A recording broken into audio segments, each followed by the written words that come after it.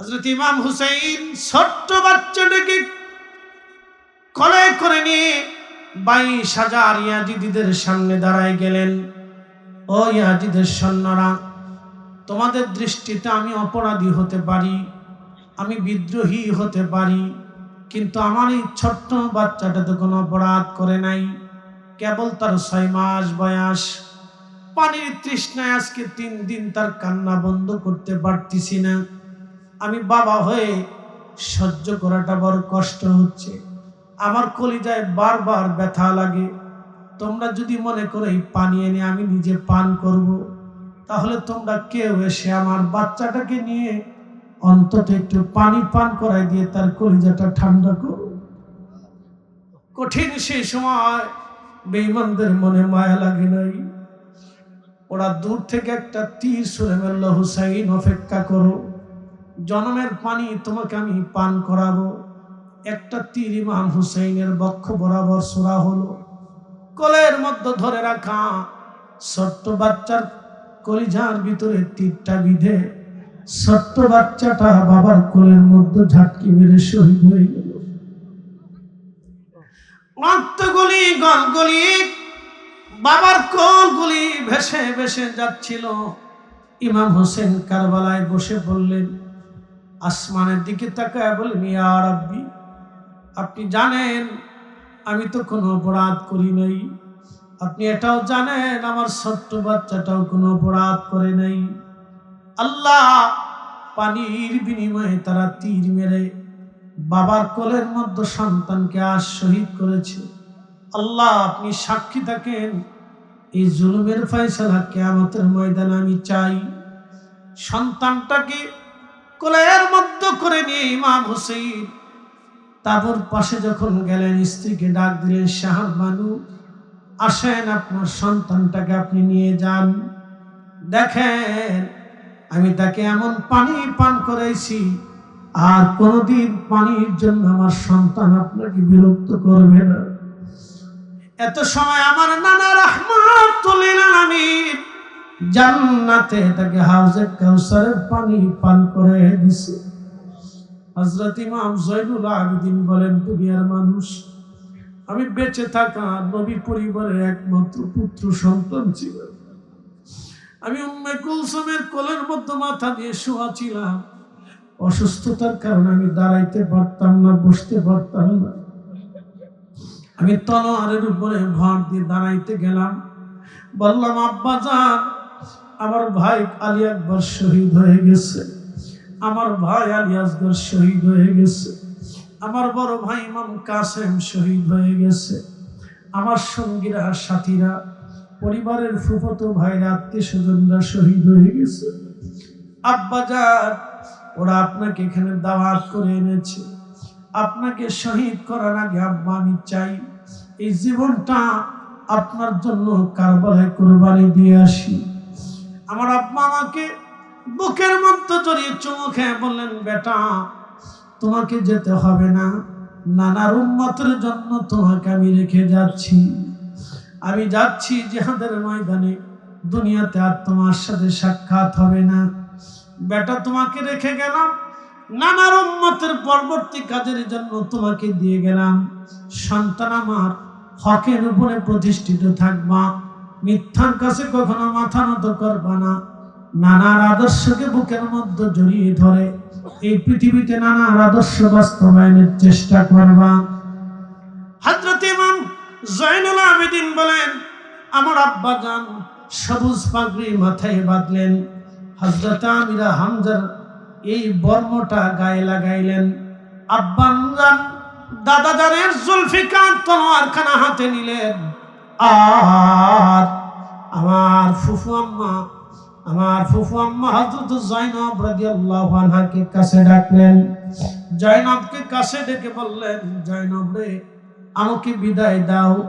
জয়নব রাদিয়াল্লাহু আনহা ভাইয়ের বুকের মধ্যে মাথা ঠেকাইয়া গুনগুন করে কাঁদতেছিলেন আর বলতেছিলেন, ভাইজান আব্বাজান শহীদ হয়ে গেল, মা তার আগে চলে গেল, বড় ভাইটা শহীদ হয়ে গেল, আমার 5টা সন্তান এই কারবালায় শহীদ, আমার স্বামী কারবালায় শহীদ হয়ে গেছে, আমার ভাতিজা, আত্মীয় স্বজনরা কারবালার শহীদ, আপনি একমাত্র বেঁচে থাকা আমার ভাই কলিজার টুকরা, যদি চলে যান আমাদেরকে কার কাছে রেখে যাচ্ছেন?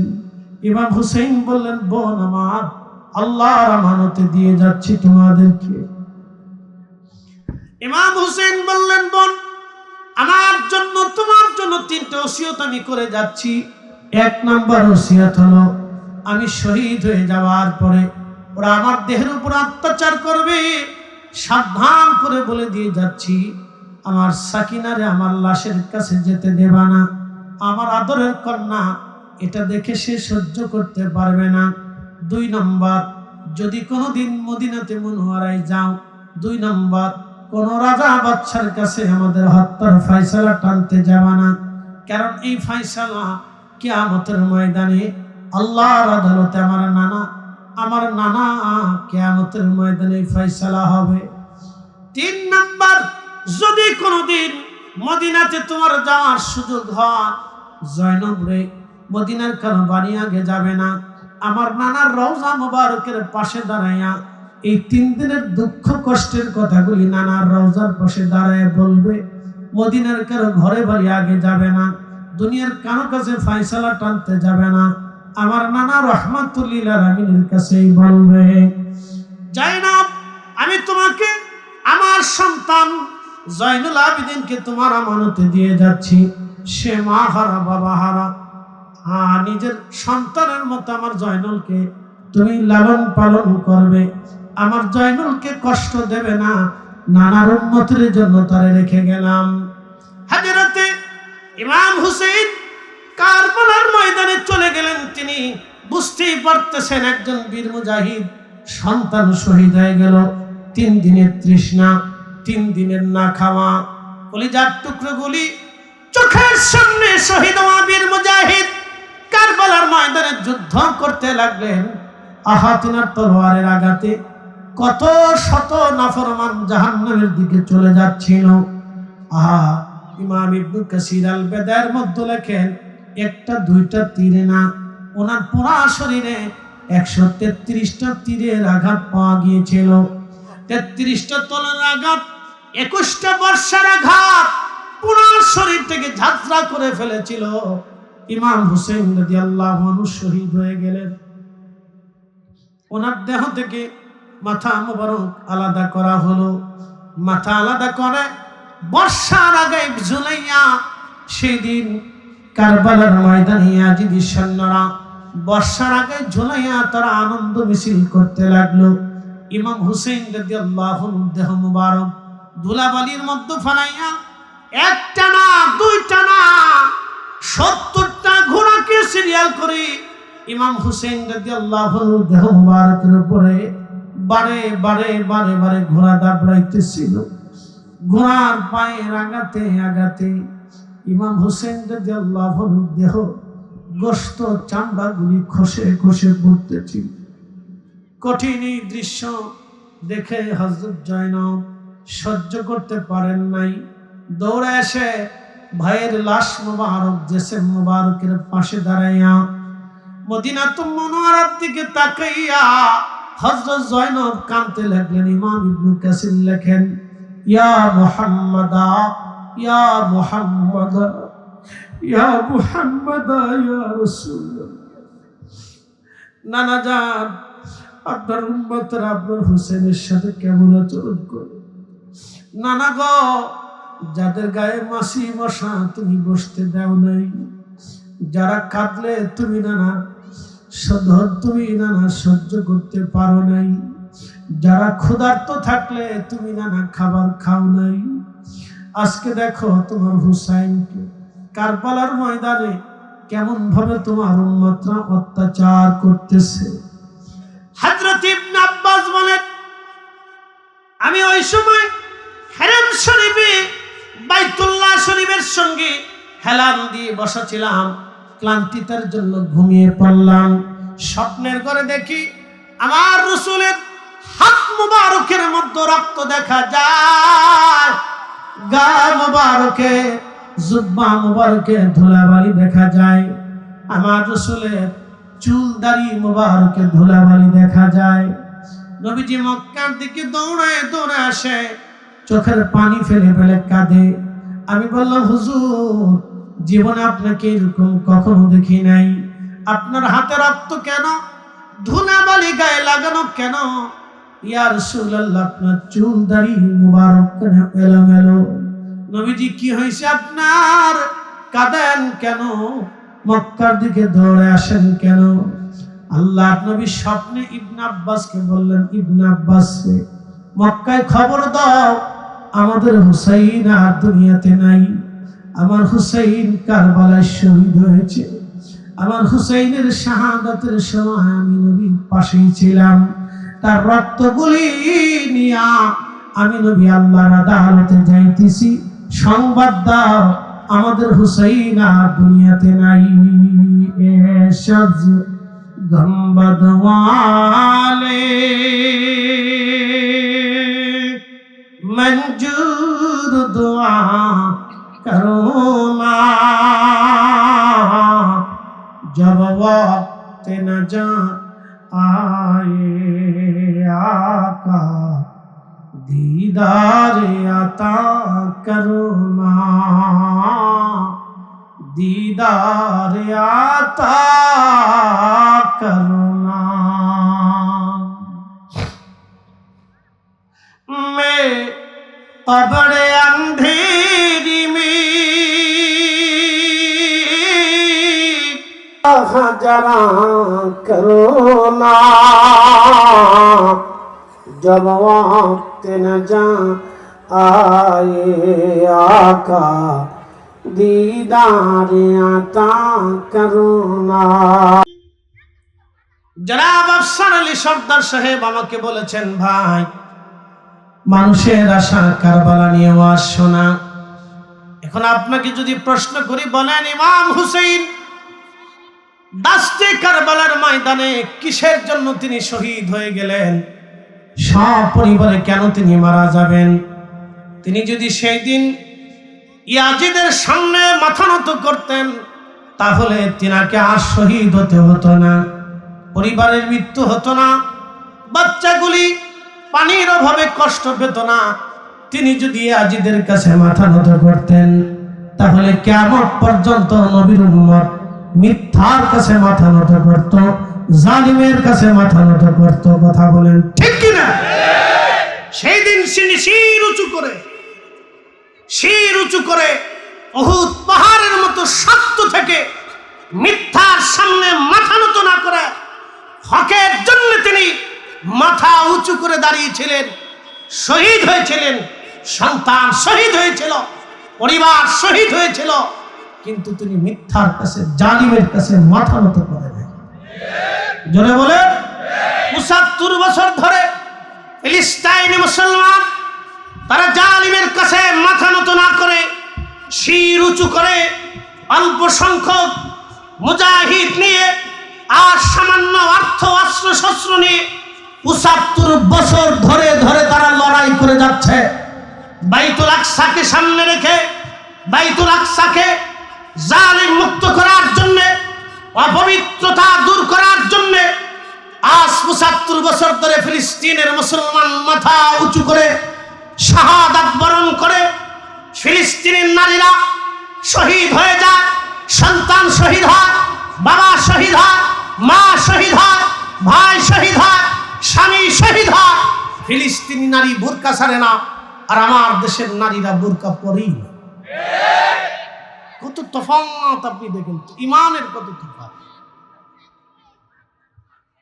ইমানের কত তফাৎ আপনি দেখেন। ফিলিস্তিনি যুবকরা দিনের পর দিন শহীদ হয়ে যাচ্ছে, তারা শাহাদাত বরণ করে, মিথ্যার কাছে মাথা নত করে না। আমার দেশের যুবক মসজিদের বালা জুতা বেঁধে চুরি করে নিয়েছিল। কি মুসলমান! চিন্তা করেন কত রাত দিন তফাৎ। প্রিয় উপস্থিতি, মনোযোগের সাথে কথাগুলি শুনে যাবেন। আজ উল্লাহ পাড়াবাসী, উধনিয়ার মুসলমান, একটা নাম তিনি ইমাম হুসাইন। শির উঁচু করা মুসলমান, তিনি শহীদ হবেন। আল্লাহর নবী বহু আগে বলে গিয়েছেন। হযরত আলী রাদিয়াল্লাহু আনহু কারবালার পাশ দিয়ে একদিন যাওয়ার সময় কোন এক জিহাদে তিনি সেনা নিয়ে, সৈন্যবাহিনী নিয়ে যাচ্ছিলেন। তো কারবালার মাঠে তখন আসলেন, ঘোড়া থেকে নেমে, বাহন থেকে নেমে হযরত ইমাম হুসাইন রাদিয়াল্লাহু আনহুর পিতা শেরে খুদা আলী কাররামাল্লাহু ওয়াজ, তিনি হেঁটে হেঁটে, এক ধরনের গাছ ছিল ওই কারবালার মাঠে, ওই গাছের পাশে তিনি দাঁড়িয়ে গেলেন। গাছের পাশে দাঁড়ায়া হযরত আলী রাদিয়াল্লাহু আনহু নামাজ বিছিয়ে দিয়ে নামাজ পড়লেন। নামাজ শেষ করে দুহাত তুলে তিনি দোয়া করতে লাগলেন আর চোখের পানি ফেলে ফেলে কাঁদতেছিলেন। সাহাবীরা এসে বলেন, আমিরুল মুমিনিন, কিসের জন্য এই কারবালার এই গাছের পাশে আপনি বসে বসে কাঁদেন, হাত তুলে দোয়া করেন, কারণ বুঝলাম না। হযরত আলী বললেন, ও আমার অনুসারীরা, আমার সাথীরা, আমার মুজাহিদেরা, আমি আমার মাসুক নবীর জবান থেকে শুনেছি আল্লাহর নবী বলেছেন এই কারবালাতে আমার হুসাইন এবং তার সঙ্গীরা এই স্থানে শহীদ হবে, এই গাছের পাশে শহীদ হবে। রাসূল আমাকে গাছের পরিচয় দিয়ে গেছেন, জায়গার পরিচয় দিয়ে গেছেন। আমি এখানে 2 রাকাত নামাজ পড়ে আমি পরবর্তী শহীদদের জন্য দোয়া করে গেলাম, তারা এই সময় যেন, এই কঠিন মুহূর্তে যেন তারা দুর্বল না হয়ে যায়, ইমানের বলে বলিয়ান হয়ে তারা যেন শাহাদাতের অমিশুদা পান করে, সেই জন্য আমি আলী দোয়া করে গেলাম। আর তোমরা শুনে রাখো, আমার রাসূল বলেছেন সাহাবায়ে কেরামের শাহাদাতের পরে সবচেয়ে দামি শহীদ হবে কারবালার শহীদরা। একবার জোরে বলা যাবে কি সুবহানাল্লাহ? तमाम পৃথিবীর সাহাবায়ে কেরামের শাহাদাতের পরে পৃথিবীর শ্রেষ্ঠ শহীদ হবে কারবালার ময়দানে যারা শহীদ হবে, এবং আমার হুসাইনের সাথে যারা শহীদ হবে তারা হবে সাহাবায়ে কেরামের পরে পৃথিবীর সর্বশ্রেষ্ঠ শহীদ। সেই দিন তাদের ধৈর্যের জন্য আমি আলী এখানে বসে তাদের জন্য দোয়া করে দিলাম। প্রিয় উপস্থিতি, এই ঘটনা হযরত হুসাইন জানতেন। তিনি জানতেন যে আমি শহীদ হব, জানার পরেও তিনি আসছেন কেন? মিথ্যার কাছে তিনি মাথা নত করেন। তিনি কে? ইয়াজিদ। তিনি একজন জালিম ছিলেন, ফাসিক ছিলেন, তিনি মদপায়ী ছিলেন। আর ওই জমানায় মদপায়ী একজন শাসককে কেউ মেনে নিতে পারে না, বিশেষ করে আহলে বাইতের রাসূল হুসাইন রাদিয়াল্লাহু আনহু। তিনি বলতেছেন, না, আমি জিন্দা থাকতে একজন মদপায়ী, একজন ফাসিক, তাকে আমি কখনো রাষ্ট্রের শাসক হিসেবে মানতে পারি না। একসাথে বলবেন আল্লাহু আকবার, জোরে বলেন। আমরা তো নির্বাচন আসলে আমার ভাই, তোমার ভাই, তমুক ভাই, তমুক ভাই, তমুক ভাইয়ের চরিত্র ফুলের মতো পবিত্র, 500 টাকা পাইলে সারাদিন জিকির করতেছি। 500 টাকা পাইলে সারাদিন জিকির করি, আমার ভাই, তোমার ভাই, তার ফুলের মতো চরিত্র পবিত্র। আচ্ছা বলেন তো, ফুলের মতো সুবাস সুগন্ধময় চরিত্র রাসূল সারা পৃথিবীতে আর কারো আছে? সারাদিন মিথ্যা কথা বলতেছে, মিথ্যা স্লোগান চলতেছে। কি কথা বলেন না কেন? ডাইরেক্ট মিথ্যা স্লোগান। কোরআন বলছেন, ওয়া ইন্নাকা লাআলা খুলুকিন আযীম। হে নবী আমার, আপনি উম্মতকে বলেন আপনার চরিত্র মহান, আপনার চরিত্রের উপরে আর কোন চরিত্র নাই। পৃথিবীতে রাসূল ইন্তেকালের আগে বলে গেলেন, হে আমার উম্মত, আমার ইন্তেকালের পরে তোমরা 4 জন শাসককে মানবে। ফাআলাইকুম বিসুন্নতি, আমার আদর্শ মানবে, ওয়া সুন্নাতিল খুলাফায়ে রাশিদিন আল মাহদিন, আমার খুলাফায়ে রাশিদিনকে মানবে। আমার আবু বকর, আমার ওমর, আমার উসমান, আমার আলী, এই 4 জনের চরিত্র হবে ফুলের মতো। আমি রাসূলের চরিত্রের পরে তোমরা তাদের চরিত্র মানবা, আমি নবীর সুন্নাহর পরে তোমরা এই 4 জনের সুন্নাহ মেনে চলবা। আমরা যদি তাই মানি, তাহলে দুনিয়ার কোনো ব্যক্তিগত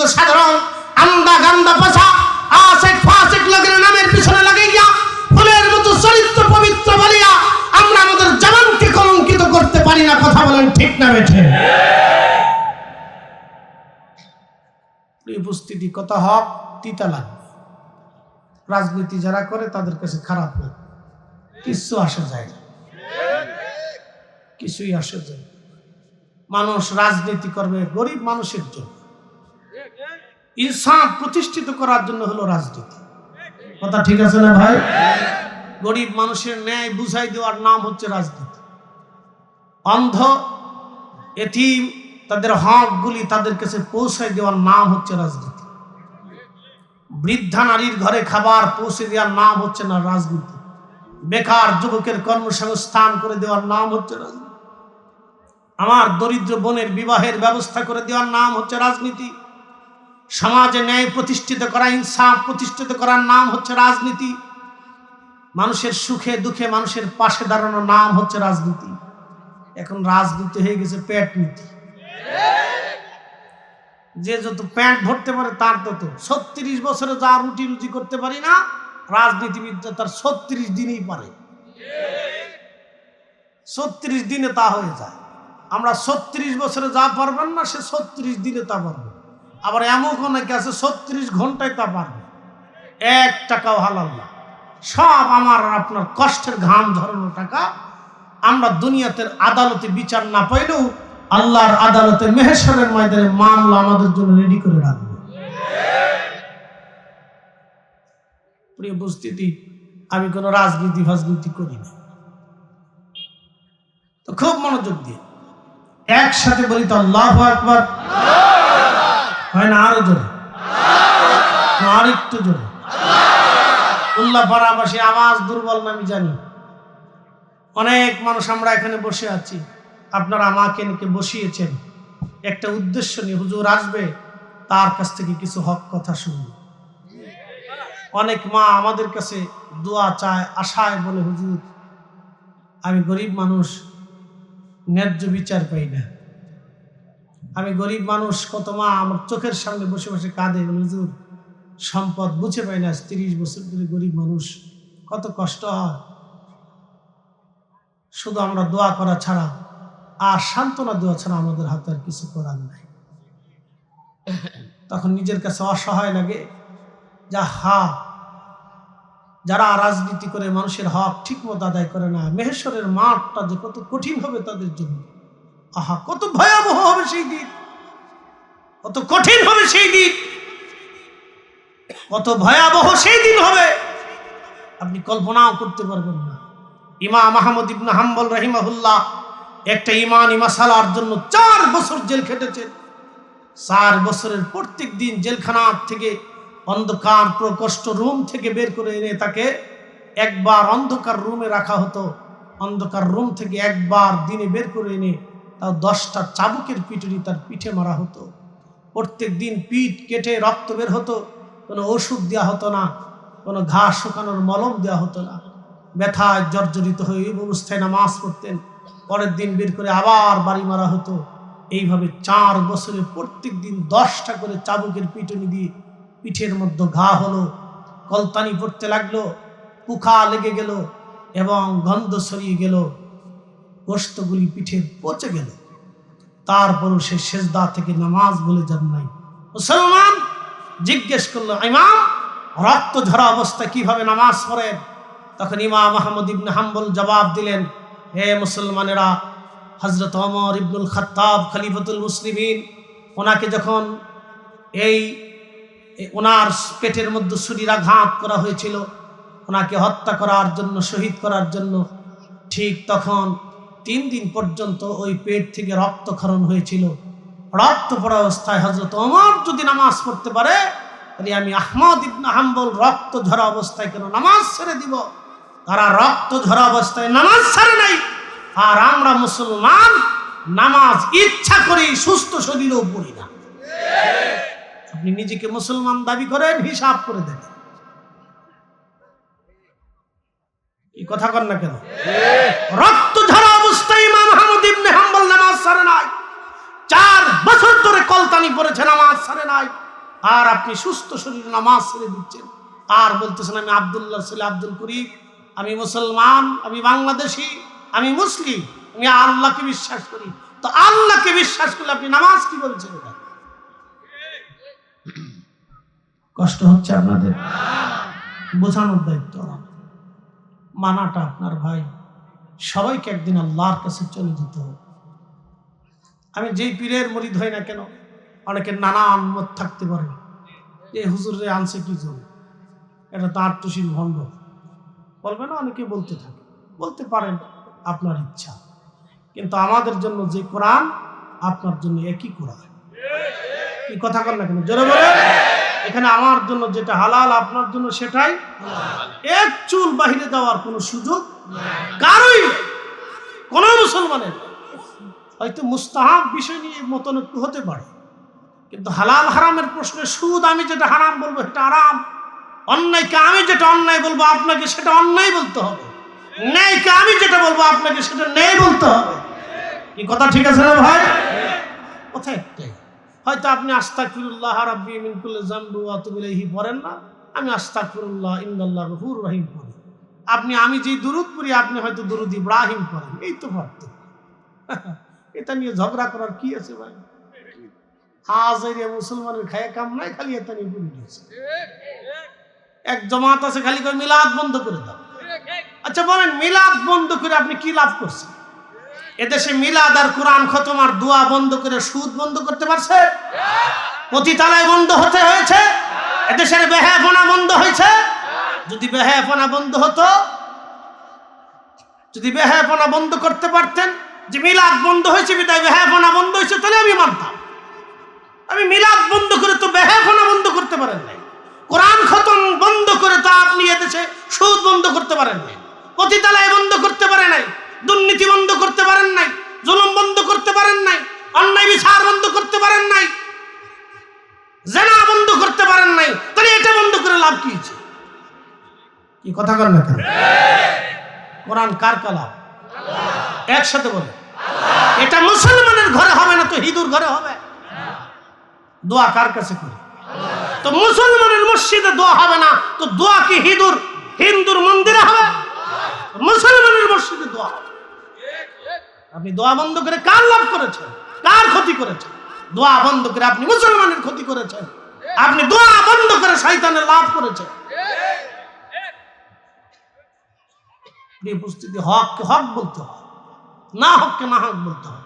আপনি যদি কোরআন খতম বন্ধ করে দিয়ে জিনা বন্ধ করতে পারতেন, তাহলে বুঝতাম না একটা বন্ধ হয়েছে আর একটা লাভ হয়েছে। আপনি তো তা পারেন না, তাহলে এটা বন্ধ করে লাভ কি? মুসলমানের ঘরে ঘরে যদি কোরআনের তেলাওয়াতের আওয়াজ না আসে, তা আওয়াজ কি খ্রিস্টানের ঘর থেকে আসবে?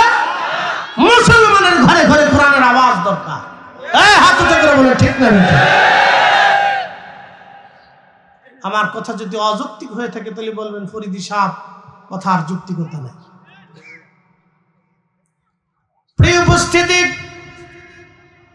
হাজিরিন, খুব মনোযোগ দিয়ে কথাগুলি শুনবেন। ইমাম আহমদ ইবনে হাম্বল 4 বছর পর্যন্ত জেল খাটলেন, শুধু একটা মাসালা। ওই জামানার খলিফা বলল, ইমাম আহমদ আপনি বলেন কোরআন আল্লাহর সৃষ্টি। ইমাম আহমদ ইবনে হাম্বল বললেন, যেটা আল্লাহ বলে নাই, রসুল বলে নাই, সেটা আমি বলবো না। আচ্ছা বলেন তো, আপনি যদি দাঁড়ায় বলেন যে হুজুর আজকে এখানে দাঁড়ায়া আপনি জেনাকে হালাল বলে যান, আমাকে জবাই দিলে বলাইতে পারবেন? জীবন জেনা হারাম তো হারাম। কি কথা কর না কেন? জেনা হারাম তো। সুদ আপনি যদি বলেন হুজুর এখানে দাঁড়ায় আপনি সুদ হালাল বলে যান, আপনি আমাকে জবাই দিলেও সুদ হালাল বলতে পারবেন না, কারণ আল্লাহ যেটা হারাম বলেছে আমি সেটা হালাল বলতে পারবোই না। কি কথা বল না কেন? জীবন চলে গেলেও না, আমাকে কেটে টুকরা টুকরা করলেও না, অসম্ভব। কোন আলেম এটা বলতেই পারে না, কেটে টুকরা টুকরা করলেও না। আল্লাহ যেটা হারাম করেছে সেটা হালাল করার বলার অধিকার আমাদের কারোর। বলার সাথে সাথে আমি কাফের হয়ে যাব। কি হয়ে যাব? একসাথে বলেন কি হব? তো আমি কাফের হয়ে যাওয়ার পরে কি 36 লক্ষ বছর পৃথিবীতে বেঁচে থাকবো? তো ফিরে যাব কার কাছে? জবাব আসবে কার কাছ থেকে? প্রশ্ন আসবে কার কাছ থেকে? আমি কি জবাব দিব? বলেন, আপনি আমার কি দিবেন? পৃথিবীর শ্রেষ্ঠ সুন্দরী দিবেন? কয় লক্ষ পৃথিবীর শ্রেষ্ঠ সুন্দরী এক জায়গায় করলে জান্নাতের একটা হুরের মতো হবে বলেন তো? আপনি আমাকে পৃথিবীর বাদশা বানাবেন? আরে পৃথিবীর শেষ শেষ জান্নাতে যে যাবে সবার আমাকে বানাই দিলেও তো আমি কাফের অবস্থায় মরে গেলে আমার আবাদা কিয়ামত পর্যন্ত না, চিরস্থায়ীভাবে জাহান্নামে পড়তে হবে। তাহলে আমি ইচ্ছা করে কেন এই শাস্তি মাথায় নিতে যাবো বলে? এই জন্য কেটে টুকরা টুকরা করে করলেও বলার সুযোগ নেই। কথা ক্লিয়ার, কোনো ভেজাল টেজাল। প্রিয় উপস্থিতি, ইমাম আহমদ ইবনে হাম্বল বললেন, বাদশা যেটা আল্লাহ বলে নাই, রাসূল বলে নাই, সেটা আমি বলতে পারবো না। ইমাম আহমদ ইবনে হাম্বল রাহিমাহুল্লাহ তখন বাদশা বলল, জেলখানার ভিতরে তারে 4 বছর ওইভাবে শাস্তি দেওয়া হলো। কোরআনের মাসালাটা বলে দিয়ে যায়। এই যে আপনারা দেখেন, এটা উপরে একটা মলাট আছে, এই মলাট কাগজের তৈরি।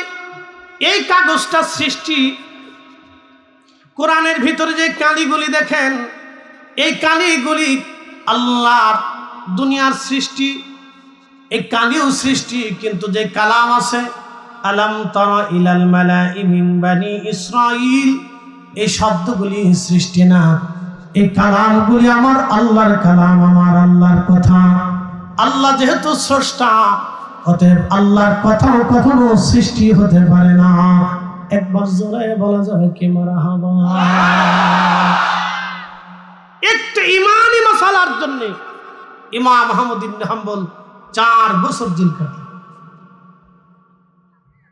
একটা মাসালা। 4 বছর পরে জেলার এসে বলতেছে, ইমাম, আপনার যদি কিছু চাওয়া পাওয়ার থাকে, ইচ্ছা আকাঙ্ক্ষা থাকে, আমাকে বলতে পারেন। সকালে ফজরের পরে আপনাকে ফাঁসির কাস্টে ঝোলানো হবে।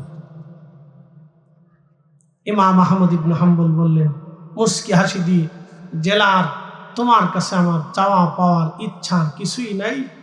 আমি যা চাওয়া পাওয়া আমার মালিকের সাথে হবে। একসাথে বলবেন আল্লাহু আকবার। কার সাথে? জোরে বলেন, একসাথে জোরে বলেন। আপনাদের দেশে হিন্দু আছে না, সনাতনী আছে না?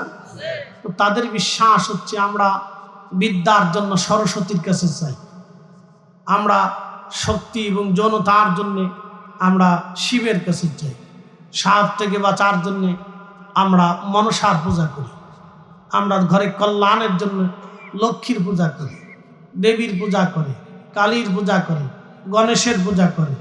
এইভাবে তারা বহু বহু দেবতার পূজা করে, বহু কিছু পাওয়ার জন্য বহু দেবতার পূজা করে।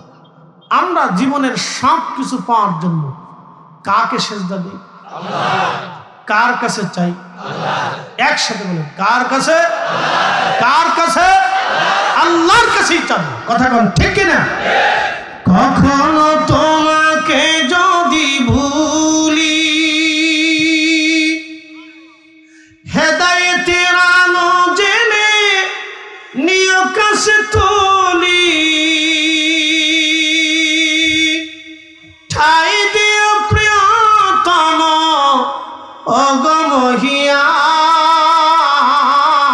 অগমহিয়ান, তুমি রহমান, তুমি মেহেরবান, অন্ধগাহে না শুধু তোমারি গুণগান, বুঝেও বুঝে না তবু শান, তুমি রহমান, তুমি মেহেরবান। চাবো কার কাছে? একসাথে বলেন, কার কাছে? হ্যাঁ, আপনি উসিলা ধরতে পারেন। আল্লাহ অমুক অলির উসিলা আপনি আমাকে এটা দান করেন, আল্লাহ আপনার রসুলের উসিলা আমাকে দান করেন, আল্লাহ আপনার কোরআনের খাতির আমাকে দান করেন, আল্লাহ মাহফিলের উসিলা আপনি আমাকে দান করেন, আল্লাহ নামাজের উসিলা আপনি আমাকে দান করেন। উসিলা ধরতে পারে। রাসূল করিম সাল্লাল্লাহু আলাইহি সাল্লামের চাচা আব্বাস রাদিয়াল্লাহু আনহু উসিলা ধরেছিলেন হযরত ওমর। সহিহ বুখারীতে আছে, ওয়া ইন্না কুন্না নাতাওয়াসসালু বিআম্মিন নাবিয়্যিনা নাতাওয়াসসালু বিআম্মিন নাবিয়্যিনা। ওগো রব, আমি ওমর তোমার রাসূলের চাচার উসিলা ধরলাম, বৃষ্টি দাও। খাদিম রাসূল হযরত আনাস বলেন, ক্বালা ফায়াসকুর, আমি দেখলাম আকাশে মেঘ জমে গেল, উসিলা ধরে চাইতে চাইতে মেঘ জমল, আকাশ থেকে অঝোর ধারা বৃষ্টি নামা শুরু হয়ে। একসাথে বলেন আল্লাহু আকবার। উসিলা আছে না? কথা কর না কেন? আছে না? আছে। আপনি তো অস্বীকার করতে পারবেন। আচ্ছা, রোগের শেফা কে দেয়? তো ওষুধ কেন? উসিলা।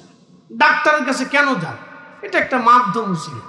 আল্লাহ রোগ দিছেন, আবার ওষুধও দিছেন, কিন্তু এই ওষুধটা আমি আমার কোন রোগে কিভাবে প্রয়োগ করব আমি জানি না, এটা ডাক্তার জানে। এই জন্য আপনারা ডাক্তারের শরণাপন্ন হন, উনি একটা মাধ্যম, একটা উসিলা। রোগ ভালো করে আল্লাহ, দেয়ও আল্লাহ। কি কথা ঠিক আছে না? আমরা এটাই বিশ্বাস করি, আমরাও ভিন্নটা বিশ্বাস করি। প্রিয় উপস্থিতি, হযরত ইমাম আহমদ ইবনে হাম্বল এশার নামাজ পড়লেন। এশার নামাজ পড়ে ইমাম আহমদ ইবনে হাম্বল রাত্রিবেলা আরো নফল নামাজ পড়লেন। আর নওয়াফিল অতিরিক্ত, আমার রাসূলের জন্য তাহাজ্জুদ নামাজ ছিল অতিরিক্ত। আল্লাহ কোরআনে বলে দেন, ওয়ামিনাল লাইলি ফাতাহাজ্জাদ বিহি নাফিলাতাল লাক। আল্লাহ ডাক দিয়ে বললেন, হাবিব, আপনার জন্য তাহাজ্জুদ নামাজ অতিরিক্ত করেছি, নাফিল করেছি। ইয়া রাসূলুল্লাহ, আপনি নফল পড়েন, তাহাজ্জুদ নামাজ আপনি পড়েন। ইয়া নবী আল্লাহ, আসা আইয়াবআসাকা রাব্বুকা মাকামান মাহমুদা।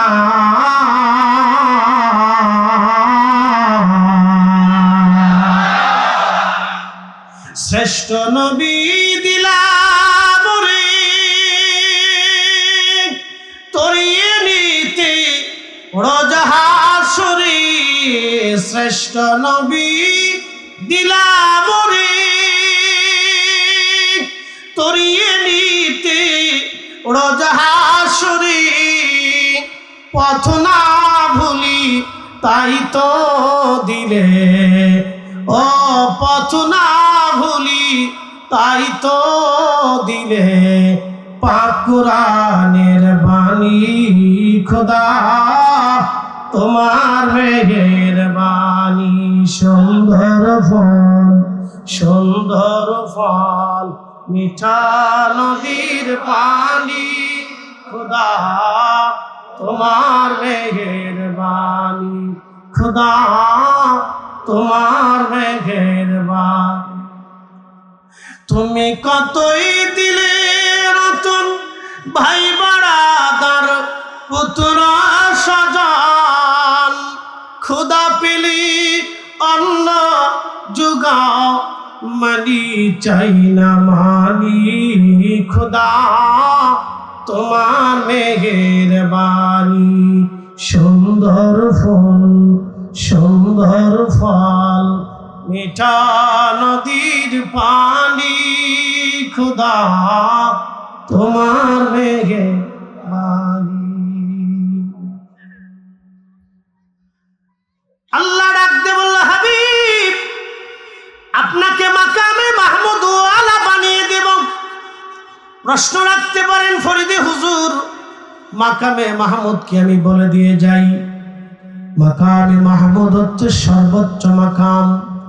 এই মাকামের পরে আর কোনো মাকাম নাই, এই মর্যাদার পরে আর কোনো মর্যাদা নাই, এই সম্মানের পরে আর কোনো সম্মান নাই। হাসরের ময়দান কায়েম হয়ে যাবে, সমস্ত ফেরেশতারা সিজদার মধ্যে পড়ে থরথর থরথর করে কাঁপতে থাকবে। ওয়া ইদাল কুবুরু বুসিরাত। কোরআন বলে দিচ্ছে, হে আমার বান্দারা, আল্লাহ বলেন, এ আমার বান্দারা, কিয়ামত কায়েম হয়ে যাওয়ার পরে কবর থেকে মানুষ উঠে হাসরের দিকে দৌড়াইতে থাকবে। আলিমাত নাফসুম মা কদ্দামাত ওয়া আখারাত, সেই দিন মানুষ জানবে সে আগে কি পাঠাইলো এবং পরে কি পাঠাইলো, কি আমল এবং ঈমান নিয়ে সে কবরে গেল। সেই দিন আমি আল্লাহ তাকে সব জানিয়ে দিব। হাসরের ময়দানে মানুষ সোয়ানা হয়ে যাবে। আহা, সমস্ত মানব জাতি সেই দিনে উলঙ্গ থাকবে, বস্ত্রহীন অবস্থায় তারা উঠবে। আম্মা জান আয়েশা বলেন, ইয়া রাসূলুল্লাহ, নারীরাও কি উলঙ্গ থাকবে? নবী বলেন, হ্যাঁ রে আয়েশা, মহিলা পুরুষ সবাই উলঙ্গ থাকবে। তবে আয়েশা শোনো, সেই মেহশরটা এতই ভয়াবহ হবে, একজন পুরুষ আর একজন নারী তাদের দিকে তাকানোর মতো সময় হবে না। এই কঠিন দিনে আয়েশা 3 জায়গাতে মা সন্তান ভুলে যাবে, সন্তান মাকে ভুলে যাবে, বাবা সন্তান ভুলে যাবে, সন্তান বাবা ভুলে যাবে, আত্মীয় আত্মীয় ভুলে যাবে, ভাই ভাইকে ভুলে যাবে, বন্ধুর খবরই পর্যন্ত থাকবে না। এই ভয়াবহ কঠিন দিনে কেউ কারো জন্য আগে আসবে না। আজকে দুনিয়াতে আপনি অসুস্থ হলে আরো 10 জন আপনার সেবার জন্য আসবে, কিন্তু হাসরের এই মাঠটা এত ভয়াবহ হবে। আল্লাহ নবী বললেন, সেই দিনে কেউ আপনার সাহায্যের জন্য আসবে না। 1 নম্বর জায়গা হলো মিজানের পাল্লায় যখন ওজন শুরু হবে, কার গুনার পাল্লা ভারী, কার নেকের পাল্লা ভারী। ওজন দেওয়ার সময় কোটি কোটি মানব জাতি কাতার করে দাঁড়াবে, এক এক করে ওজন চলতে থাকবে। কোটি কোটি মানুষের ওজনের পাল্লায় যখন সবাই দাঁড়ানো, সবাই চিন্তায় পড়ে যাবে। বাজান, খুব মনোযোগ দিয়ে কথা শুনে যাবেন। ও হাজিরিন, আজকে বলাটা জরুরি, জানাটাও জরুরি। সেই দিনে কেউ কারো কথা মনে রাখবে না। আর 1 নম্বর জায়গা হচ্ছে আমলনামা ডান হাতে যাবে নাকি বাম হাতে যাবে। এই পেরেশানিতে সবাই যখন পেরেশান, বাবা সন্তান ভুলে যাবে, সন্তান বাবা ভুলে যাবে, আহা মা সন্তান ভুলে যাবে, সন্তান মা ভুলে যাবে, মা সন্তান ভুলে যাবে। কেউ কারো দিকে ফিরে তাকানোর সময় পাবে না।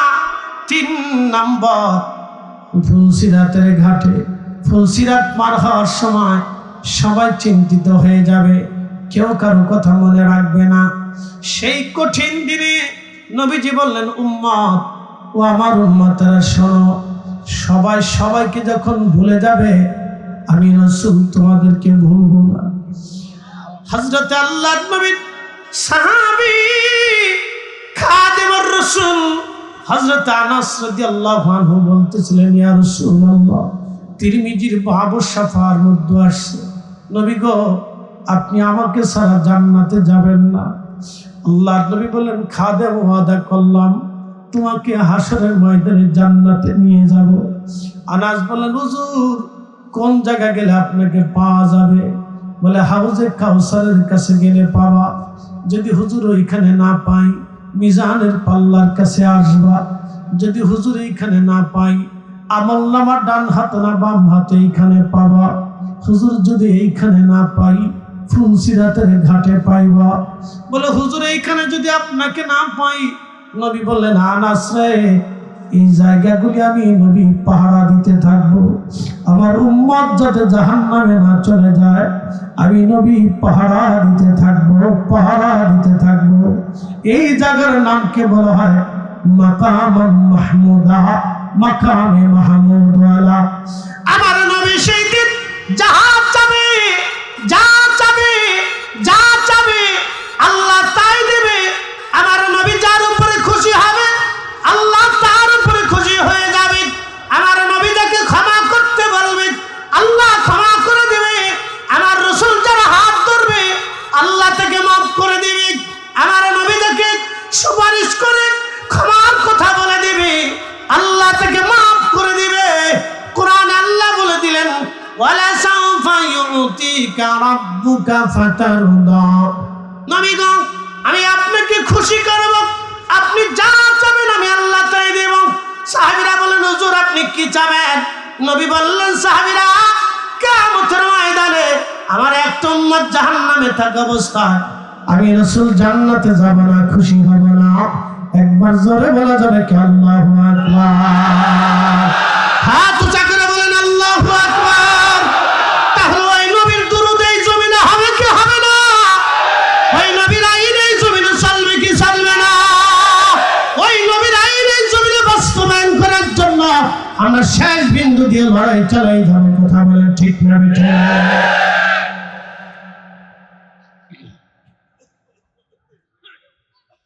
তুমি মোদের আশার আলো, তাই তো তোমায় বাসি ভালো। তুমি মোদের আশার আলো, তাই তো তোমায় বাসি ভালো।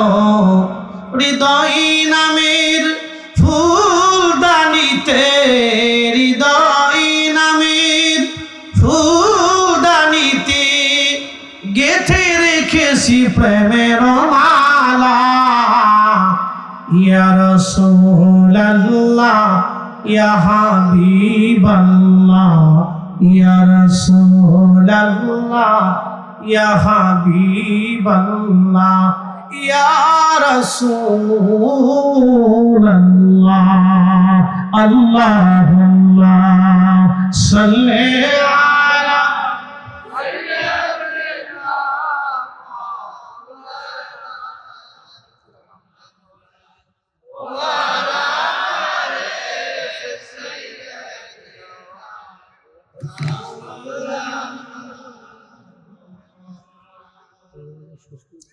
বুঝতে কি অসুবিধা হচ্ছে আপনাদের? ইমাম আহমদ ইবনে হাম্বল রাত্রিবেলা হাত বাড়িয়ে দিয়ে বলেন, ইয়া রাব্বি, 4 বছর ধরে জেল খাটলাম, পিটুনি খাইলাম আল্লাহ, 4 বছরে কোনো অভিযোগ আমি দেই নাই আল্লাহ। 4 বছর পরে শুনলাম এই জালিম আমাকে হত্যা করবে।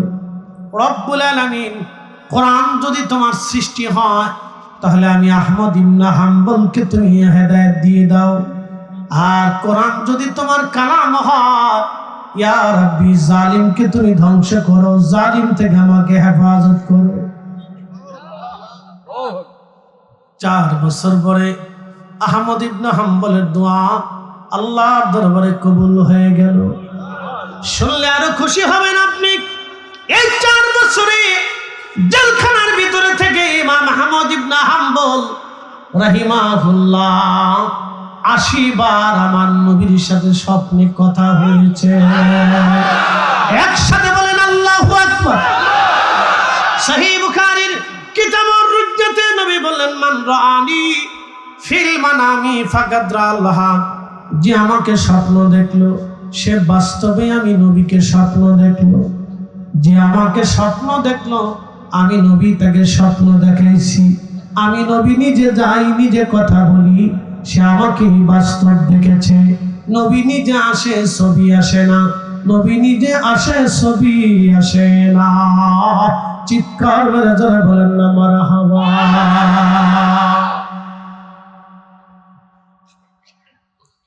যুগে যুগে হকের জন্য, ইনসাফের জন্য, ন্যায়ের জন্য, আল্লাহর কোরআনের জন্য, রাসূলের জন্য কত মানুষের জীবন চলে গেল। আহা, জীবন চলে গেল, জীবন চলে গেল। ইমাম আহমদ ইবনে হাম্বলের দোয়া কবুল হয়ে গেল। ফজরের নামাজের পরে জেলার এসে বললেন, হুজুর সংবাদ, বাচ্চা রাত্রিবেলা মারা গেছেন, নতুন বাচ্চা আজ হবে। আশা করি আপনি জেলখানার থেকে বের হয়ে যাবেন। ইমাম আহমদ ইবনে হাম্বল শুকরিয়া আদায় করলেন যে হ্যাঁ, আমি আহমদ ইবনে হাম্বল হকের উপরে প্রতিষ্ঠিত আছি। আমার রব আমাকে শূন্য হাতে ফিরাই দেয় নাই। একবার জোরে বলা যাবে কি মারহাবা। এই হকের জন্য সর্বপ্রথমে যিনি সাহাবীদের পরে এই হকের জন্য, ইনসাফের জন্য কালেমা মানে কি, কালেমার অর্থ আজ আপনাদেরকে বোঝাই যায়। লা ইলাহা ইল্লাল্লাহ অর্থ হলো আল্লাহর কোরআনে যা আছে তা মেনে নেওয়ার নাম লা ইলাহা ইল্লাল্লাহ। কি কথা কন না কেন? এই কোরআনে আল্লাহ যা হালাল বলছে তা হালাল, যা হারাম বলেছে তা হারাম, যা আদেশ হয়েছে তা আদেশ, যা নিষেধ হয়েছে তা নিষেধ। এটা নিজের জীবনে বাস্তবায়ন করার নাম হলো লা ইলাহা ইল্লাল্লাহ আর মুহাম্মাদুর রাসূলুল্লাহ সাল্লাল্লাহু। এই কথার উপরে আল্লাহ নবী যাহা এনেছেন, নবী যাহা দিয়েছেন, রাসূলকে নিজের জীবনের চাইতে বেশি ভালোবাসার নাম হলো মুহাম্মাদুর রাসূলুল্লাহ। এই বাক্যটাকে মেনে নেওয়া। কি কথা কনবে কেন? এই বাক্যটাকে মেনে নেওয়া। এখন প্রশ্ন করি, রাসূল জীবনে মিথ্যা বলেছে? কখনোই না। আল্লাহর নবী কখনো অন্যায় করেন নাই, অন্যায়কে প্রশ্রয় দেন নাই। ন্যায় বিচার প্রতিষ্ঠিত করার জন্য রাসূল এসেছে। এ নামাজ না পড়লে বৃষ্টি বন্ধ হয় না, কিন্তু ন্যায় বিচার বন্ধ হলে বৃষ্টি বন্ধ হবে। আল্লাহর নবীর দরবারে এক মহিলাকে ধরে নিয়ে আসা হলো। এই মহিলা অপরাধী, চোর। নবী বললেন হাত কেটে দাও। সাহাবীরা বললেন ইয়া রাসূলুল্লাহ, সে সম্ভ্রান্ত পরিবারের নারী, ধনী পরিবারের নারী, বংশীয় নারী, হাত কাটা কি মাফ করে দেওয়া যায় না? আল্লাহর নবী জালালি হয়ে গেলেন। সাহাবীরা, আমার পূর্ববর্তী নবীর উম্মত ধ্বংস হয়েছে শুধু অন্যায় বিচার করার কারণে, ন্যায় ধ্বংস করার কারণে। আল্লাহর আকাশ থেকে তাদের জন্য পাথর নিক্ষেপ করা হয়েছে, ভূমিধস দিয়ে তাদের ধ্বংস করা হয়েছে, দুর্ভিক্ষ দিয়ে তাদেরকে হত্যা করা হয়েছে, শুধু অন্যায় বিচার দুনিয়াতে করার জন্য। সাহাবীরা, আমার ফাতেমা যদি চুরি করত, আমি নবী নিজে হাতে তার হাত কেটে দিতাম। ন্যায়ের কাছে, অন্যায়ের কাছে রাসূল আপোষ করবে না। আল্লাহর বিধানে যা হালাল তা হালালই হবে, আল্লাহর বিধানে যা হারাম তা হারাম হবে। একবার জোরে বলেন আল্লাহু আকবার। আরো জোরে জোরে জোরে জোরে জোরে জোরে জোরে। এই সমাজে ন্যায় বিচার কয়টা হয় আপনি বলেন তো? শুধু স্বজনপ্রীতি। আপনার ছেলে যদি অন্যায় করে, বলেন ছেলের পক্ষে না কোরআনের পক্ষে? জোরে জোরে বলেন, জোরে বলেন। ছেলে যদি অন্যায় করে, তাহলে ছেলের পক্ষে না ন্যায়ের পক্ষে? ন্যায়ের পক্ষে যদি আপনি নেন, তাহলে তো মামলা মোকদ্দমা হওয়ার কথাই আসে না। এত সালিশ দরবার, এত কি চেয়ারম্যান মেম্বার কিচ্ছু লাগে না। কি কথা কন না কেন? চেয়ারম্যানকে ফোন দেখে, চেয়ারম্যান সাহেব আমার ফুলাটা আপনার নির্বাচনে, আমি কিন্তু ওই সময় চিল্লে পাল্লা করছিলাম, ফুলাটা দেখছেন। ইস, ফুলা দেখছেন, ফুলা অকাম করবো, ফুলা দেখেন, মাইয়া অকাম করবো, আমার মেয়েটা দেখে। চেয়ারম্যান সাহেব এই জমিটা একটু মাপজোপ দিয়ে দেখেন, আমার বিষয়ে একটু আলোচনা দিয়ে আইসি। মেম্বার সাহেব, অমুক সাহেব, মাতব্বর সাহেব, সেই সাহেব, এসপি, পুলিশ অফিস, এটা সেটা, আদালত। কেন? নেই যেটা সেটা। আপনার ভাই জমি পাবে, 3 ভাই বসে এক জায়গায় মিলেমিশে ভাগ করে নেবে। চেয়ারম্যান মেম্বার লাগবে কেন? কি কথা কন না কেন? ভাতিজা জমি পাবে, ভাতিজা সন্তানের মতো, চাচা বাবার মতো। তো চাচা ভাতিজা এক জায়গায় বসে মিট করে সুন্দর করে ভাগ করে বসে দিবেন, বাবারে তুই এটা পাস, তুই নিয়ে যা, আমার এটা দিয়ে যা, শেষ। এটা চেয়ারম্যান মেম্বার, অফিস, আদালত, এগুলো দরকার। হ্যাঁ, কি কথা খারাপ বলছি ভাই? আমার সমাজে এগুলি চলতেছে। এগুলোর জন্য তো ইমাম হোসেন শহীদ হয়। ইমাম হোসেন তো এই জন্য শহীদ হয়, তিনি শহীদ হয়েছিলেন ন্যায়ের জন্য। কথা বল না কেন? ঠিক কিনা? যদি ওই সময় ইয়াজিদ ক্ষমতায় থাকে, তাহলে তিনি তো ক্ষমতায়, তিনি তো ফাসিক। ফাসিকের কাছে কোনো ন্যায় থাকে না, ফাসিকের কাছে কোনো ন্যায় থাকে না, ফাসিকের কাছে কোরআন থাকে না। এই কথা বলেন, জোরে বলেন, জোরে বলেন। ফাসিকের কাছে কোরআন, কোরআনের বিধানও ও মানে না। কোন ফাসিক মানবে না, আমি হাতে কলমে দেখাই দেব। যদি বলেন হ্যাঁ হুজুর মানে, তো ঘড়ির বদলে ছুরি পড়বো, আমাকে দেখাই দিতে হবে। কোন ফাসিক কোরআনের বিধান মানে না।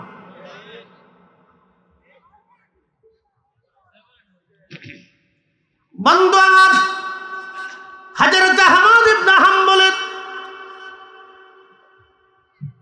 পিঠের চামড়া চলে গেল, গোশত চলে গেল। তারপরে আল্লাহ দোয়া কবুল করলেন।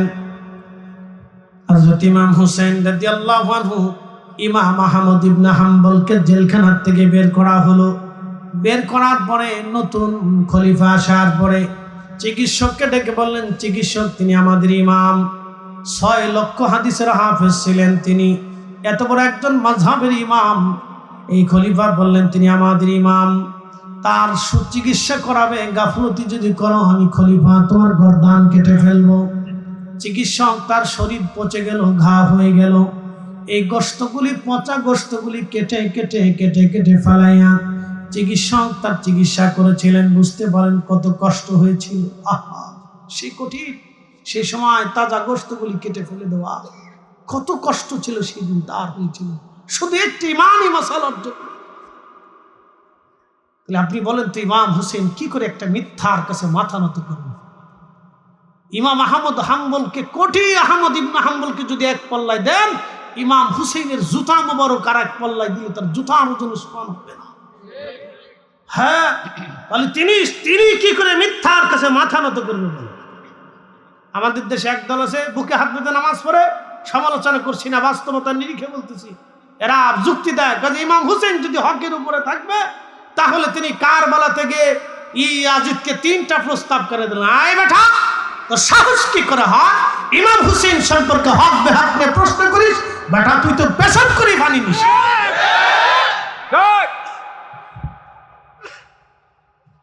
ইমাম হুসেনের হক বেহক নিয়ে প্রশ্ন তুলি, নাসিবি কোথাকার।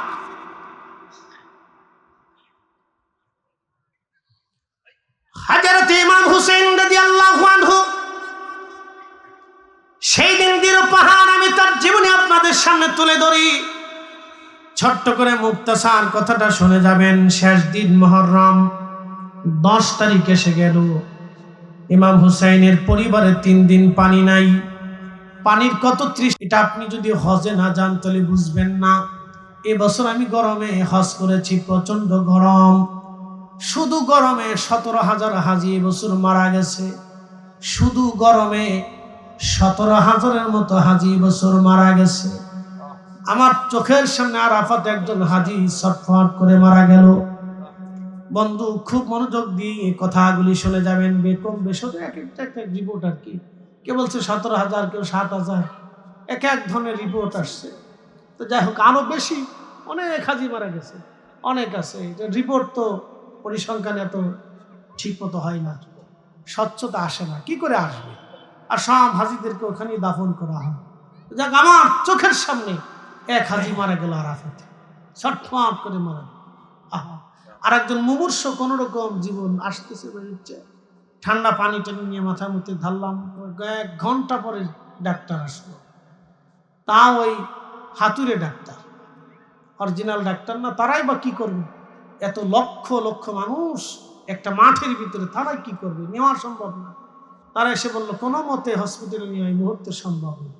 কোনো রকম স্যালাইন দিয়ে কোনো রকম এই রাখলো, মিট করে চলতেছে। ভাবলাম মনে হয় এও আর ফিরে যেতে পারবে না। চোখের সামনে হাজি, চিন্তা করতে পারছেন এই প্রচন্ড গরমে। তাহলে সেই দিন কারবালার ময়দানে ইমাম হুসেন 3 দিন তৃষ্ণার্ত রেখেছিল। তাদের কলিজার ভিতর কেমন ব্যথা লাগছিল আপনি একটু চিন্তা করেন। আহা, সন্তানটাকে কোলে করে স্ত্রী এসে বলল, স্বামী গো, আপনি না হয় তাদের দৃষ্টিতে অপরাধী হতে পারেন, কিন্তু আপনার বাচ্চাটা তো কোনো অপরাধ করে নাই। ছোট্ট বাচ্চাটাকে একটু নিয়ে দেখেন পানি খাওয়াইতে পারেন কিনা। হযরত ইমাম হুসাইন ছোট্ট বাচ্চাটাকে কোলে করে নিয়ে 22,000 ইয়াজিদিদের সামনে দাঁড়ায় গেলেন। ও ইয়াজিদের সৈন্যরা, তোমাদের দৃষ্টিতে আমি অপরাধী হতে পারি, আমি বিদ্রোহী হতে পারি, কিন্তু আমার এই ছোট্ট বাচ্চাটা তো কোনো অপরাধ করে নাই, কেবল তার 6 মাস বয়স।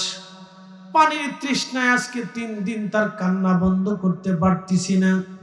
আমি বাবা হয়ে সহ্য করাটা বড় কষ্ট হচ্ছে, আমার কলিজায় বারবার ব্যথা লাগে। তোমরা যদি মনে করো এই পানি এনে আমি নিজে পান করব, তাহলে তোমরা কেউ এসে আমার বাচ্চাটাকে নিয়ে অন্তত একটু পানি পান করাই দিয়ে তার কলিজাটা ঠান্ডা করো। কঠিন সেই সময় বেঈমানদের মনে মায়া লাগে নাই। ওরা দূর থেকে একটা তীর ছুঁড়ে মারল, হুসাইন অপেক্ষা করো, জনমের পানি তোমাকে আমি পান করাবো। একটা তীর ইমাম হুসাইনের বক্ষ বরাবর ছোড়া হলো। কোলের মধ্যে ধরে রাখা ছোট্ট বাচ্চার কলিজার ভিতরে তীরটা বিঁধে ছোট্ট বাচ্চাটা বাবার কোলের মধ্যে ঝাটকি মেরে শহীদ হয়ে গেল। রক্তগুলি গলগলি বাবার কোলগুলি ভেসে ভেসে যাচ্ছিল। ইমাম হোসেন কারবালায় বসে বললেন, আসমানের দিকে তাকায় বললেন, ইয়া রাব্বি, আপনি জানেন আমি তো কোনো অপরাধ করি নাই। আপনি এটাও জানেন আমার ছোট্ট বাচ্চাটাও কোনো অপরাধ করে নাই। আল্লাহ পানির বিনিময়ে তারা তীর মেরে বাবার কোলের মধ্যে সন্তানকে আজ শহীদ করেছে। আল্লাহ আপনি সাক্ষী থাকেন, এই জুলুমের ফয়সালা কিয়ামতের ময়দানে আমি চাই। সন্তানটাকে কোলের মধ্যে করে নিয়ে ইমাম হোসেন তাঁবুর পাশে যখন গেলেন, স্ত্রীকে ডাক দিলেন, শাহবানু আসেন, আপনার সন্তানটাকে আপনি নিয়ে যান। দেখেন আমি তাকে এমন পানি পান করাইছি, আর কোনদিন পানির জন্য আমার সন্তান আপনাকে বিরক্ত করবে না। এত সময় আমার নানা রাহমাতুল লিল আলামিন জান্নাতে তাকে হাউজে কাউসারের পানি পান করে দিছে। হযরত ইমাম জয়নুল আবেদিন বলেন, দুনিয়ার মানুষ, আমি বেঁচে থাকা নবী পরিবারের একমাত্র পুত্র সন্তান ছিলাম। আমি উম্মে কুলসুমের কোলের মধ্যে মাথা দিয়ে শোয়া ছিলাম। অসুস্থতার কারণে আমি দাঁড়াইতে পারতাম না, বসতে পারতাম না। আমি তলোয়ারের উপরে ভর দিয়ে দাঁড়াইতে গেলাম। বললাম, আব্বা জান, আমার ভাই আলী আকবর শহীদ হয়ে গেছে, আমার ভাই আলী আসগর শহীদ হয়ে গেছে, আমার বড় ভাই ইমাম কাসেম শহীদ হয়ে গেছে, আমার সঙ্গীরা সাথীরা পরিবারের ফুফতো ভাইরা আত্মীয় স্বজনরা শহীদ হয়ে গেছে। আব্বা জান, ওরা আপনাকে এখানে দাওয়াত করে এনেছে, আপনাকে শহীদ করার আগে আব্বা আমি চাই এই জীবনটা আপনার জন্য কারবালায় কুরবানি দিয়ে আসি। আমার আব্বা আমাকে বুকের মধ্যে জড়িয়ে চুমু খেয়ে বললেন, বেটা তোমাকে যেতে হবে না, নানার উম্মতের জন্য তোমাকে আমি রেখে যাচ্ছি। আমি যাচ্ছি জিহাদের ময়দানে, দুনিয়াতে আর তোমার সাথে সাক্ষাৎ হবে না। বেটা তোমাকে রেখে গেলাম, নানার উম্মতের পরবর্তী কাজের জন্য তোমাকে দিয়ে গেলাম। সন্তান আমার হকের উপরে প্রতিষ্ঠিত থাকবা, মিথ্যার কাছে কখনো মাথা নত করবা না। নানার আদর্শকে বুকের মধ্যে জড়িয়ে ধরে এই পৃথিবীতে নানার আদর্শ বাস্তবায়নের চেষ্টা করবা। হযরত ইমাম জয়নুল আবেদিন বলেন, আমার আব্বা জান সবুজ পাগড়ি মাথায় বাঁধলেন, হযরত আমিরা হামজার এই বর্মটা গায়ে লাগাইলেন। আব্বা জান দাদা জানের জুলফিকার তলোয়ারখানা হাতে নিলেন, আর আমার ফুফু আম্মা হযরত জয়নব রাদিয়াল্লাহু আনহাকে কাছে ডাকলেন। জয়নবকে কাছে ডেকে বললেন, জয়নব রে, আমাকে বিদায় দাও।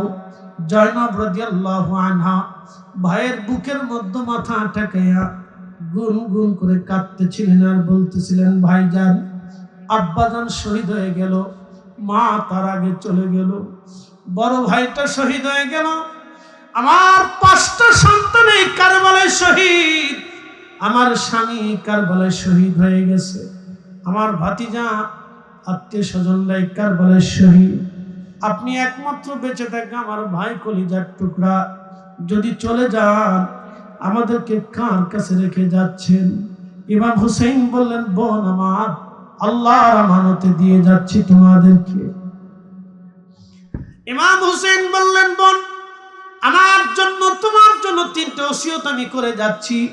1 নাম্বার ওসিয়ত হলো, আমি শহীদ হয়ে যাওয়ার পরে ওরা আমার দেহের উপর অত্যাচার করবে, সাবধান করে বলে দিয়ে যাচ্ছি, আমার সাকিনারে আমার লাশের কাছে যেতে দেবা না। আমার আদরের কন্যা, এটা দেখে সে সহ্য করতে পারবে না। 2 নাম্বার, যদি কোনোদিন মদিনাতে মুনওয়ারায় যাও, 2 নাম্বার, কোন রাজা বাদশার কাছে আমাদের হত্যার ফয়সালা টানতে যাবা না, কারণ এই ফয়সালা কিয়ামতের ময়দানে আল্লাহর আদালতে আমার নানা কিয়ামতের ময়দানে ফয়সালা হবে।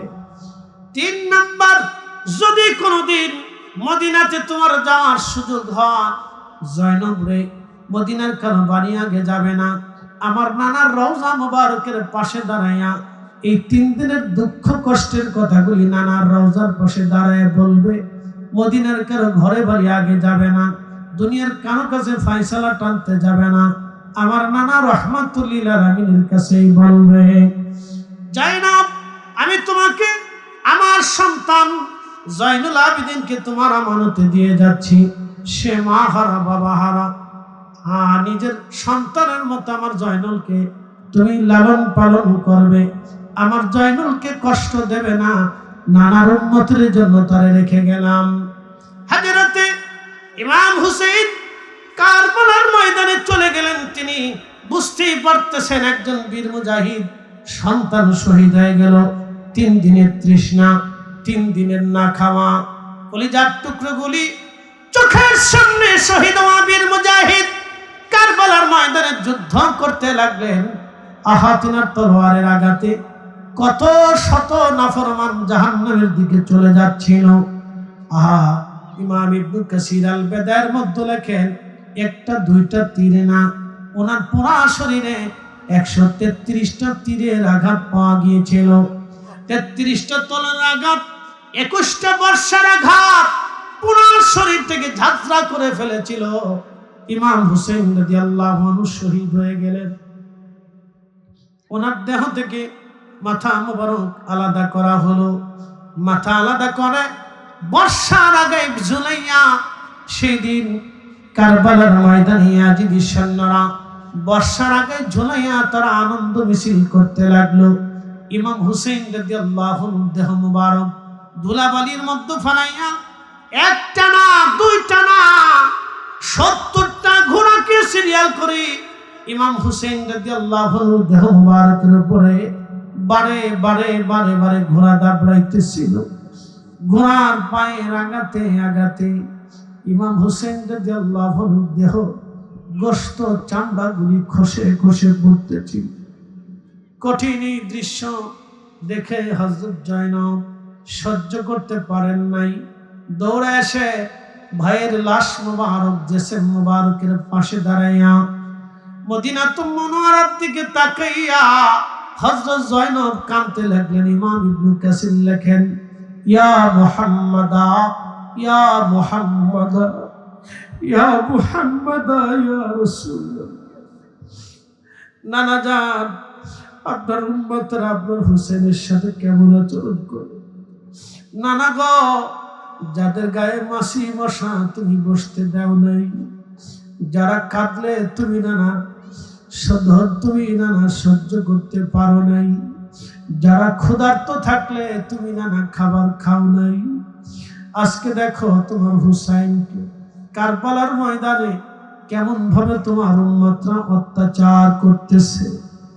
হযরত ইবনে আব্বাস বলেন, আমি ওই সময় হারাম শরীফে বাইতুল্লাহ শরীফের সঙ্গে হেলান দিয়ে বসা ছিলাম, ক্লান্তিতার জন্য ঘুমিয়ে পড়লাম।